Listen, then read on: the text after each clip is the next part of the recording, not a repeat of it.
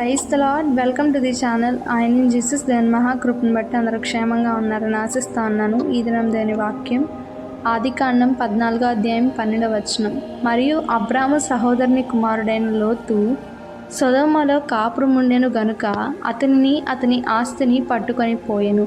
ఈ దినం మనం లోతు గారి జీవితం నుండి మరొక విషయాన్ని ధ్యానించబోతా ఉన్నాం. అదేమనగా లోతు గారు అపవాది పెట్టిన ఆలోచన బట్టి సొదొమ గొమొర వైపు వెళ్ళాడు.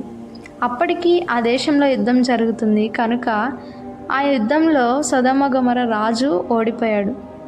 ఆ సొదొమ గొమొర రాజు వైపు లోతు నిలబడి ఆ శత్రుదేశ రాజులతో కొనిపోబడ్డారు.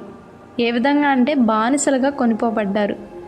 మనం కూడా మన యొక్క ఆత్మీయ జీవితంలో మనం తీసుకునే కొన్ని తప్పుడు నిర్ణయాలు, అంటే మన అంతటా మనం తీసుకోం, కానీ అపవాది పెడుతున్న ఆలోచనలు బట్టి మనం తీసుకునే కొన్ని తప్పుడు నిర్ణయాల వల్ల అపవాది ఎవరితో అయితే యుద్ధం చేస్తుందో వారికి సహాయంగా నిలబడితే అపవాది మనల్ని కూడా తనకి లోపరుచుకుంటుంది.